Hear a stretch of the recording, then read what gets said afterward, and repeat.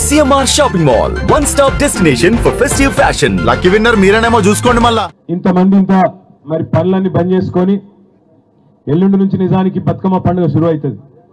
రేపటి నుంచి ఎల్లుండి నుంచా? రేపటి నుంచి ఇక పండుగ సుఖం లేదు. పెద్దలకి ఇవాళ బియ్యం ఇచ్చి రేపటి నుంచి పండుగ బతుకమ్మ పండుగ చాలు కావాలి. 10 రోజుల దసరా. తెలంగాణలో అన్నిటికన్నా పెద్ద పండుగ అంటే దసరా. కానీ ఇలా హైదరాబాద్లో లక్షలాది మందికి నిద్ర లేకుండా చేసి హైదరాబాద్లో ఉండే లక్షలాది మంది పేదలకు ఇవాళ ముఖ్యంగా ఎప్పుడు మా ఇల్లు కూలగొడతారో, ఎప్పుడు మా ఇంటి మీదకి బుల్డోజర్ పంపుతాడో అన్నట్టు రేవంత్ రెడ్డి ప్రభుత్వం వచ్చినాక आज चैन की नींद भी नहीं मिल रही हैदराबाद में गरीबों को। मैं बस एक चीज कहना चाहता हूं, हमारे जो कमर साहब यहाँ बोले, बाकी लीडर भी जो बोले, మీ అందరితో నేను చెప్పేది ఒకటే, మనము ముందుగా మన హక్కులు మనం తెలుసుకున్నప్పుడు మన ఏ ప్రభుత్వం కూడా ఇష్టం వచ్చినట్టు మన మీదకి రానికే ఉండదు. ఇక్కడ మనం అడగవలసింది ఒక ప్రశ్న ముందుగా.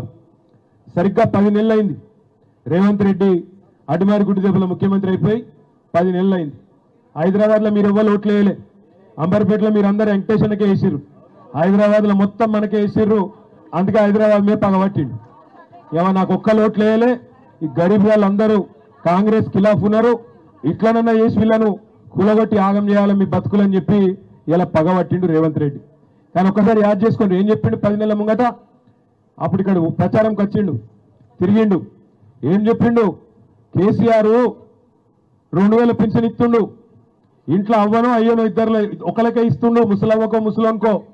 నేను ముఖ్యమంత్రి కాగానే ముసలోన్కి ఇస్తా, ముసలయ్యకి ఇస్తా, ఇద్దరికి ఇస్తా. కేసీఆర్ 2000 ఇస్తా అన్నాడు, నేను 4000 ఇస్తా.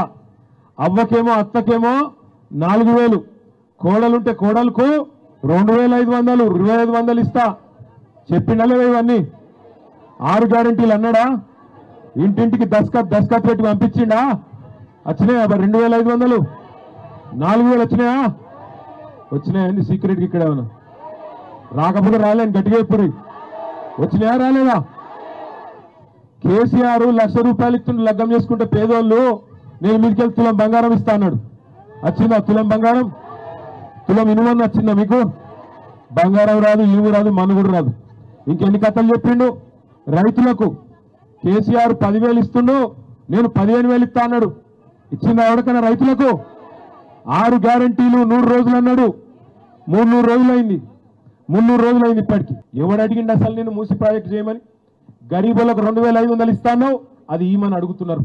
మాకు బతుకమ్మ చీరకు కేసీఆర్ ఉన్నప్పుడు చీర పెడుతుండే, నువ్వు 2 చీరలు పెట్టు నేను కాదన్నాడు ఎవడన్నా? రంజాన్కు కేసీఆర్ ఉన్నప్పుడు తోఫా వస్తుండే గరీబులకు, ఇప్పుడు అది కూడా దిక్కులేదు. క్రిస్మస్కు కానుక వస్తుండే, అది దిక్కులేదు.